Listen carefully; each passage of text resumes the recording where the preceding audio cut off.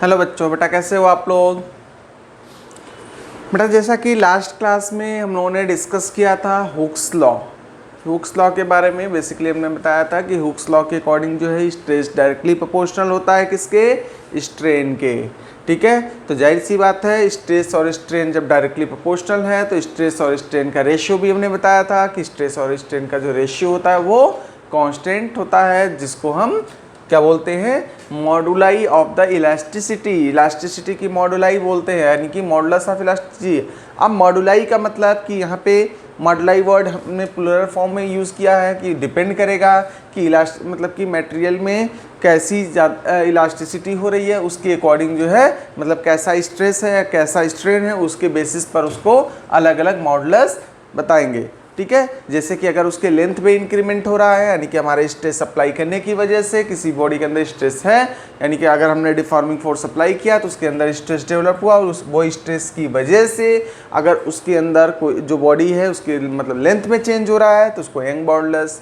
ठीक है, एरिया में चेंज हो रहा है, ठीक है, तो या फिर सरफेस कह सकते हैं कि उसके जो वॉल्यूम में चेंज हो रहा है तो बल्क मॉडुलस। ठीक है, तो इस तरह से जैसा चेंज होता है, ठीक है, उसके अकॉर्डिंग उसका मॉडुलस हम डिसाइड करते हैं कि वो उसका मॉडुलस क्या होगा। बेसिकली ये क्या है, स्ट्रेस और स्ट्रेन का रेशियो होता है जो कि कांस्टेंट होता है। ठीक है, अब चूंकि स्ट्रेस और स्ट्रेन में एक रिलेशन क्या होता है उसको हम लोग ग्राफ से समझेंगे, जिसको हम बोलते हैं स्ट्रेस स्ट्रेन कर्व। तो स्ट्रेस स्ट्रेन कर्व आप यहाँ पे ध्यान से देख रहे होगे कि आपके पास जो है यहाँ पे एक साइड में स्ट्रेस, दूसरे साइड में आपको स्ट्रेन दिख रहा है, यानी कि जो आपका हॉरिजॉन्टल साइड है दैट इज स्ट्रेन। ये वाला आपका स्ट्रेन का को डिनोट करेगा, दैट इज स्ट्रेन। ठीक है, तो इधर साइड में आपको स्ट्रेन और इस साइड में आपको स्ट्रेस दिख रहा होगा। ठीक है, तो अब एक चीज़ ध्यान से आप देखिएगा, इसमें होता क्या है कि बिल्कुल इस ग्राफ को एक एक पॉइंट को अगर हम ध्यान से वॉच करें तो सबसे पहले हम देखें ओ से लेकर के इस पोजीशन को अगर हमने ओ नाम दे दिया, ओ से लेकर के ए तक, ए को थोड़ा सा और ऊपर हम लोग शिफ्ट कर लेते हैं, ज़्यादा बेटर है, दैट इज अ ए। ठीक है, ओ से ए लेकर के यानी कि इसको एक्सप्लेन करने के लिए फर्स्ट पॉइंट आपका हो जाएगा ओ ए। ओ ए जो कर्व आपको दिख रहा है ये बेसिकली क्या है, कांस्टेंट है। ओ ए कर्व क्या है बेटा, कांस्टेंट है। इससे क्या आपको पता चल रहा है कि ओ से ए तक जो आपका स्ट्रेस है वो डायरेक्टली प्रोपोर्शनल है स्ट्रेन के। ठीक है, या फिर कह सकते हो कि स्ट्रेस जैसे जैसे आपका जो है स्ट्रेन यहाँ पे स्ट्रेस बढ़ाते चले जाओगे वैसे वैसे इसका स्ट्रेन बढ़ रहा है, मतलब कि कांस्टेंट। दैट दिस सिंप्लाइज, यहाँ पे कांस्टेंट होने का सेंस बेटा ये भी है। ठीक है, ध्यान रखना कांस्टेंट होने का सेंस क्या है। ठीक बेटा, तो यहाँ पे कांस्टेंट होने का सेंस क्या है कि ये जो कर्व आपको दिख रहा है कांस्टेंट है, मतलब कि इसमें क्या पता चल रहा है कि स्ट्रेस डायरेक्टली प्रोपोर्शनल है किसके, स्ट्रेन के। ठीक है, मतलब कि स्ट्रेस जो है आपका स्ट्रेन के डायरेक्टली प्रोपोर्शनल है। इसका मतलब क्या है, this simplifies obeys Stokes law. ये जो ओ से ए तक का आपको कर्व दिख रहा है, ग्राफ दिख रहा है, ये स्टोक लॉ को ओबे कर रहा है, मतलब स्टोक लॉ को फॉलो कर रहा है। इसके बाद से नेक्स्ट अगर हम बात करें ए टू बी यानी कि ए बी आपको जो कर्व दिख रहा है हल्का सा, तो ए और बी में आपने देखा कि हल्का सा इसमें क्या है कि कर्व यहाँ पे आ रहा है, मतलब कि ए बी जो है आपका कर्व क्या इंडिकेट कर रहा है, मतलब कि स्ट्रेस इज नॉट प्रोपोर्शनल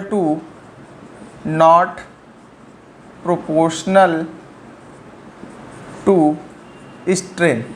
मतलब कि ए से बी तक अगर देखें तो इसमें क्या है, स्ट्रेस जो है आपका स्ट्रेन के प्रोपोर्शनल नहीं है, यानी कि जैसे जैसे यहाँ पे बेसिकली देखोगे कि जैसे जैसे आपका स्ट्रेस बढ़ता चला जा रहा है इसमें स्ट्रेन तो बहुत मतलब जो इंक्रीज तो हो रहा है, लेकिन मतलब कि एक प्रॉपर ऑर्डर में नहीं हो रहा है, यानी कि कांस्टेंट रेट से इंक्रीमेंट नहीं हो रहा है, मतलब कि इसमें प्रोपोर्शनलिटी नहीं है, प्रोपोर्शनल नहीं है। ये हल्का सा कर्व आपको टिल्टे देख रहा है, डायरेक्टली प्रोपोर्शनल होता तो स्ट्रेट लाइन बनती। यहाँ पे कह सकते हो कर्व कैसा है, ये यहाँ पे चाहो तो स्ट्रेट लाइन कह लो, स्ट्रेट लाइन, ठीक है। और ये आपको कर्व दिख रहा है क्या, कैसा, लाइक अ कर्व, यानी कि यहाँ पे OA जो है आपका एक स्ट्रेट लाइन है और ये एक कर्व आपको AB दिख रहा है कर्व, इसका मतलब ये प्रोपोर्शनल नहीं है। लेकिन फिर भी अगर आप जो है स्ट्रेस रिमूव कर लो तो उस केस में क्या होगा, ये अपने ओरिजिनल पोजीशन पर रिटेन करने की कोशिश होगी, यानी कि रिटर्न बैक आ जाएगा, मतलब कि अगेन ये वापस आ जाएगा। इसका मतलब क्या है कि अभी भी इसके अंदर जो है इलास्टिसिटी की प्रॉपर्टी है, अभी भी इसके पास इलास्टिसिटी की प्रॉपर्टी है। एक टाइम ऐसा आएगा जब ये मैक्सिमम पोजीशन पर पहुंच जाएगा, that is the B point, यानी कि जिसको हम बोलते हैं इल्ड पॉइंट, यानी कि अगर बी पोजीशन पर जब पहुंचेगा इल्ड पॉइंट, यानी कि इसके पास जो स्ट्रेस है दैट इज इल्डिंग स्ट्रेस कह सकते हो, सिग्मा वाई, स्ट्रेस को जनरली हम सिग्मा से रिप्रेजेंट करते हैं, ठीक है।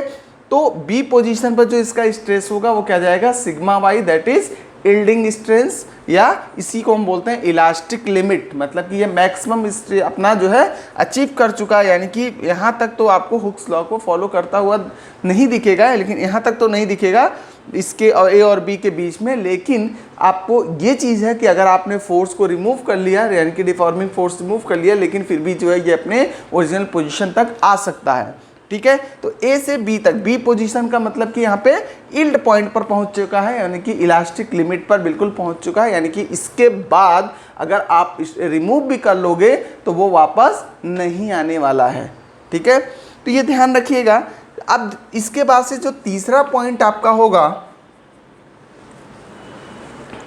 तीसरा पॉइंट अगर हम देखें बी टू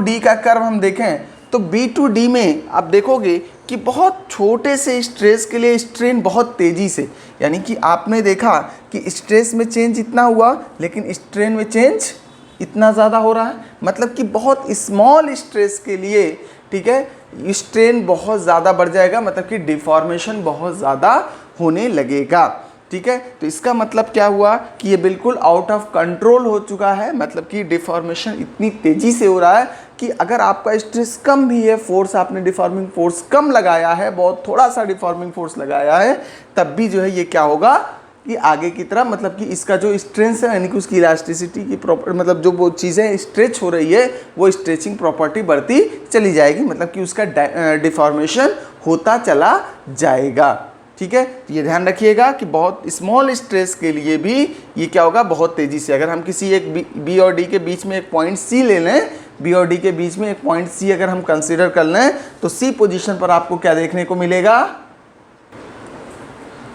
तो आपको देखने को मिलेगा कि मतलब कि ए से, मतलब बी से डी के बीच में जो पॉइंट आपने सी लिया है, सी पोजीशन पर आपने अगर थोड़ा सा एक पोजीशन आप देखोगे तो यहाँ पर क्या होगा कि आपको ये चीज़ समझ में आ रही होगी कि मतलब कि अगर आप यहाँ पे स्ट्रेस ज़ीरो भी कर दो तो भी क्या हो जाएगा कि यानी कि बॉडी जो है अगेन अपने ओरिजिनल पोजीशन को रिगेन नहीं करेगी, मतलब उसके अंदर डिफॉर्मेशन तो रहेगा ही रहेगा। तो इसलिए हम इसको कह सकते हैं कि यहाँ पर परमानेंटली सेट हो चुका है, यानी कि लगभग ये 1% से लेस स्ट्रेन होता है, जो स्ट्रेन की वैल्यू होती है वो 1% से लेस होता है, मतलब कि जब परमानेंटली ये सेट होता है, ठीक है। तो इसको हम बोलते हैं ये परमानेंट सेट हो चुका है, ये जो सिचुएशन है वो परमानेंट सेट हो चुका है। इसके बाद से आगे आप देख ही रहे हो, डी पोजीशन तक अगर आप पहुंच रहे हो तो डी पोजीशन की अगर हम बात करेंगे, ठीक है, इसको हम बोलते हैं प्रोपोर्शनैलिटी लिमिट, ठीक है,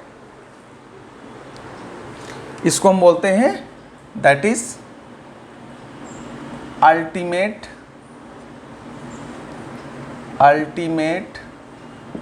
या ऐसे लिख सकते हो प्रोपोर्शनल लिमिट, प्रोपोर्शनल लिमिट। यहाँ पे आपके पास जो स्ट्रेस है वो क्या है, that is the ultimate strength या कह सकते हो, क्योंकि अल्टीमेट स्ट्रेस यानी कि मैक्सिमम स्ट्रेस आप अप्लाई कर चुके हो, ठीक है। इसके बाद से अब आप स्ट्रेस अप्लाई नहीं कर सकते हो, इतना ज़्यादा आपने स्ट्रेस दे दिया है, ठीक है। तो यहाँ पे इसको बोलते हैं, उसके बाद जो भी स्ट्रेंथ थी, उसके बाद जो भी क्वालिटी थी, वो मतलब स्ट्रेंथ जो भी मजबूती बियर करने की कैपेसिटी थी, वो अब खत्म हो चुकी है, मतलब इसको बोलते हैं अल्टीमेट स्ट्रेंथ, ठीक है। तो जैसे डी पॉइंट की अगर हम बात करेंगे, मतलब कि ये प्रोपोर्शनलिटी यहाँ पे बिल्कुल लिमिटेड हो चुकी है, यानी कि ये अपने स्ट्रेंथ पर मैक्सिमम स्ट्रेंथ को अचीव कर चुका है, यानी कि मैक्सिमम जो इसकी स्ट्रेंथ है बियर करने की कैपेसिटी थी, जितना ज़्यादा इसको स्ट्रेस होने की क्वालिटी थी, अब वो धीरे धीरे मतलब स्ट्रेन उसके अंदर डिफॉर्मेशन होने की कंडीशन थी, वो बिल्कुल जो है ख़त्म हो चुकी है, एक तरह से आप ऐसे समझ सकते हो, ठीक है। तो डी पोजीशन पर आपको देख रहा होगा कि अल्टीमेट स्ट्रेंथ को अचीव कर चुकी है बॉडी, यानी कि अब जितना ज़्यादा आप चाहो तो डी पोजीशन पर स्ट्रेंथ इसकी मैक्सिमम हो चुकी है। अब अगेन हल्का सा भी अगर आपने स्ट्रेस अप्लाई किया या नहीं भी करोगे, तब भी क्या होगा, धीरे धीरे क्या हो जाएगा, वो ब्रेकिंग कंडीशन पे जाने की कोशिश करेगी, यानी कि अब धीरे धीरे उसके बाद जो अब वो चीज़ टूट जाएगी। जैसे कि एक रबड़ है, आपने खींचना शुरू किया, धीरे धीरे धीरे जैसे जैसे आपने फोर्स लगाना शुरू किया, उसके बाद से वो क्या होगा, रबड़ स्ट्रेच होता चला गया। एक टाइम के बाद से क्या होगा, आप फोर्स नहीं भी लगा रहे हो तब भी वो बढ़ रहा है, मतलब बहुत कम फोर्स लगा रहे हो तब भी बढ़ रहा है, लेकिन स्टार्टिंग में आपको ज़्यादा फोर्स लगाना पड़ रहा होगा, ज़्यादा स्ट्रेस अप्लाई करना पड़ रहा होगा, ठीक है। ज़्यादा स्ट्रेस अप्लाई करना पड़ रहा था, मतलब कि यहाँ पे हुक्स लॉ फॉलो हो रहा था। उसके बाद से एक टाइम के बाद से आपका जो है आपने फोर्स को रिड्यूस करना शुरू कर दिया, लेकिन फिर भी बहुत आसानी से वो स्ट्रेच हो रहा था। एक टाइम पे आप देखोगे बिल्कुल फोर्स नहीं लगा रहे हो, तब भी वो अपने आप में एक्सटेंड हो रहा है, ठीक है। और जैसे ही एक टाइम के बाद से देखोगे कि वो बिल्कुल टूट जाएगा, ब्रेक डाउन हो जाएगा, that is the D position पर उसकी लिमिट क्रॉस हो चुकी है। अब उसके बाद से धीरे धीरे जो है जैसे ई पॉइंट तक पहुँचते पहुँचते, ठीक है, वो क्या हो जाएगा, ब्रेक डाउन हो जाएगा, यानी कि ई को हम जो है ब्रेक पॉइंट या फ्रैक्चर पॉइंट भी कहते हैं। This is known as the fracture point, fracture point. तो बेटा ये ग्राफ बहुत इंपॉर्टेंट होता है मैकेनिकल इंजीनियरिंग में, किसी भी मटेरियल को की खासियत यानी किसी मटेरियल की क्वालिटी को मेज़र करने के लिए स्ट्रेस स्ट्रेन कर्व बहुत इंपॉर्टेंट है। उस मटेरियल के लिए जो यंग मॉडुलस मतलब जो मॉडुलस ऑफ इलास्टिसिटी होती है वो बहुत इंपॉर्टेंट रोल प्ले करता है, ठीक है। तो ये सारी चीज़ें आपको ध्यान रखना है। और एक चीज़ ध्यान रखिएगा कि मैक्सिमम जो स्ट्रेन होती है वो लगभग 30% तक ही जाती है, 30%, अराउंड 30% लगभग किसी भी मटेरियल के लिए, ठीक है। मैक्सिमम जो जाती है 30-35 भी हो सकती है, नो डाउट, लेकिन एक जनरल आइडिया देख लिया जाए तो लगभग 30% के आसपास जाते जाते कोई भी चीज़ जो है वो क्या आती है, ब्रेक डाउन हो जाती है, यानी कि 30% अगर उसके अंदर स्ट्रेन आता है, ठीक है, तो वो लगभग ब्रेक डाउन की कंडीशन में आ जाती है। अब यहाँ पे सवाल ये उठता है कि अगर डी और ई के बीच में गैप क्या हो, स्मॉल हो, मतलब कि स्ट्रेंथ जो है बहुत ही कम हो, यानी कि अल्टीमेट स्ट्रेंथ की अगर हम बात कर रहे हैं दैट इज सिग्मा यू, यानी कि अल्टीमेट स्ट्रेंथ, और यहाँ पे फ्रैक्चर पॉइंट की अगर हम बात करें, ये दोनों अगर बहुत ज़्यादा क्लोज हैं तो मटेरियल कैसा होगा, ब्रिटल मटेरियल होगा, ठीक है। मटेरियल की प्रॉपर्टी क्या हो जाएगी, वो ब्रिटल हो जाएगा, ठीक है। और अगर इनके बीच में क्या है, ये गैप ज़्यादा है, ध्यान रखना, ये गैप अगर आपको ज़्यादा दिखेगा तो मटेरियल कैसा हो जाएगा, डक्टाइल मटेरियल हो जाएगा, ठीक है। तो ब्रिटल और डक्टाइल आपको आई थिंक क्लियर हो गया होगा, कौन सा मटेरियल ब्रिटल होगा, कौन सा मटेरियल डक्टाइल होगा, ठीक है। अब इसी तरह से हम अलग अलग मटेरियल के लिए, जैसे ब्रिटल मटेरियल के लिए ग्राफ प्लाट करें, डक्टाइल के लिए ग्राफ करें, इलास्टोमर के लिए ग्राफ प्लाट करें, तो कैसा आएगा इसका ग्राफ जो होगा, स्ट्रेस स्ट्रेन कर्व हर एक मटेरियल के लिए,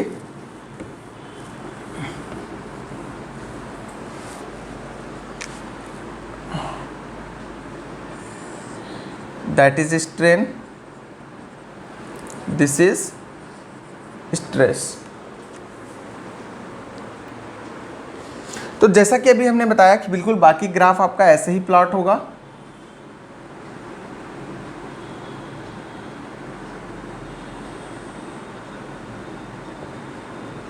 ठीक है।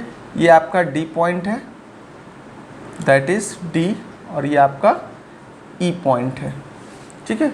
यहाँ पे आपका पी पॉइंट मान लो, ठीक है। आपने देखा कि ये जो गैप है वो क्या है, वेरी स्मॉल है, मतलब कि ये मटेरियल कैसा होगा, ब्रिटल होगा। इसी तरह से डक्टाइल मटेरियल का अगर हम ग्राफ देखें,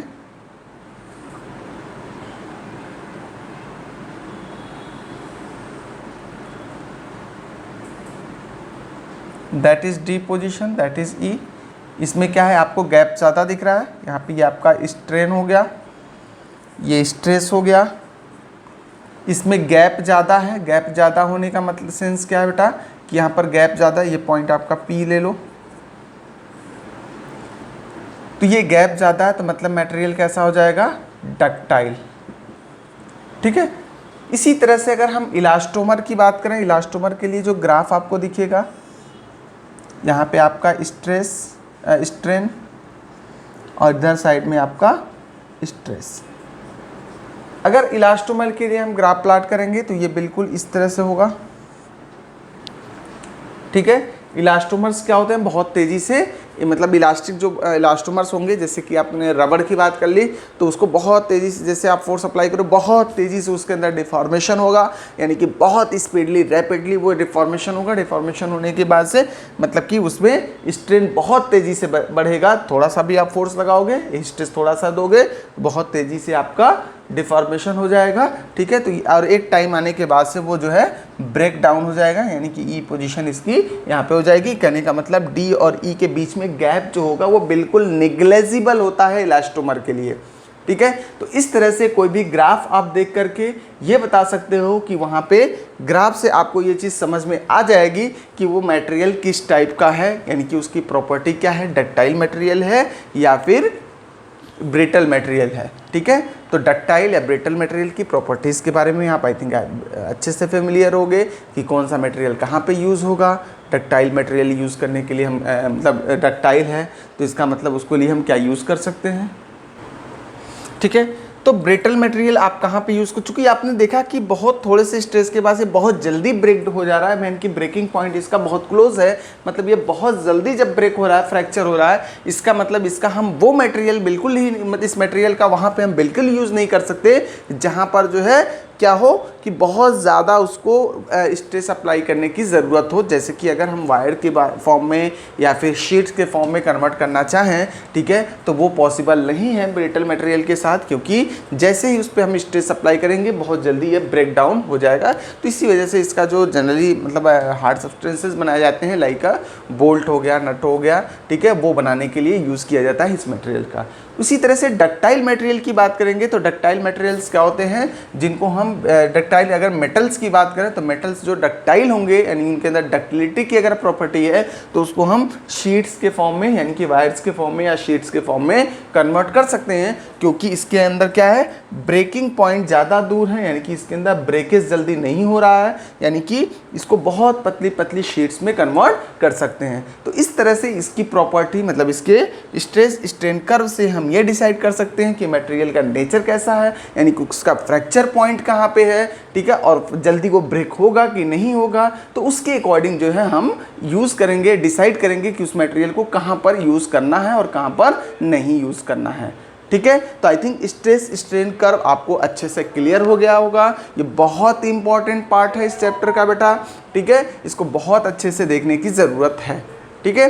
तो आज हम जो है आज के लेक्चर में आगे कुछ नया नहीं दे रहे हैं, आपको यही चीज़ बिल्कुल अच्छे से डिक्टो प्रिपेयर करना। आपके एग्जाम में बिल्कुल 5 मार्क्स में या 3 मार्क्स में ये पूरा आता है कि draw the stress strain curve and explain the each part of the curve. हर एक पार्ट को एक्सप्लेन करने के लिए आता है। ठीक है। यही चीज़ अगर आप जेई के लिए देखोगे, जेई या नीट में आप देखोगे, तो आपको ये चीज़ इस टाइप के ग्राफ्स दिए होंगे और ग्राफ को देख करके ये डिसाइड करना होगा कि ये मटेरियल कैसा होगा, इस मटेरियल का नेचर कैसा होगा। ठीक है। हो सकता है कि आपको कुछ एग्जाम्पल्स दे दिए जाएं, कि 4-5 एग्जाम्पल दे दिए गए, बताओ कि ये कौन सा मटेरियल है, किस मटेरियल के लिए ग्राफ है। तो अब उस मटेरियल एग्जाम्पल से आपको ये डिसाइड करना होगा कि वो मटेरियल कैसा है। अगर ब्रिटल मटेरियल है तो ये वाला ग्राफ होगा, डक्टाइल मटेरियल है तो वो ये वाला ग्राफ होगा। तो ये सारी चीज़ें नॉलेज आपके पास होनी चाहिए। ठीक है। तो फिलहाल आज के लिए इतना ही। बाकी हम लोग जो है नेक्स्ट लेक्चर में इलास्टिक मॉडुलाई के बारे में डिस्कस करेंगे, यानी कि मॉडुलस ऑफ इलास्टिसिटी जिसको हम बोलते हैं। ठीक है। इसके बारे में हम लोग डिस्कस करेंगे। ठीक है। तो आज के लिए इतना ही। Thank you.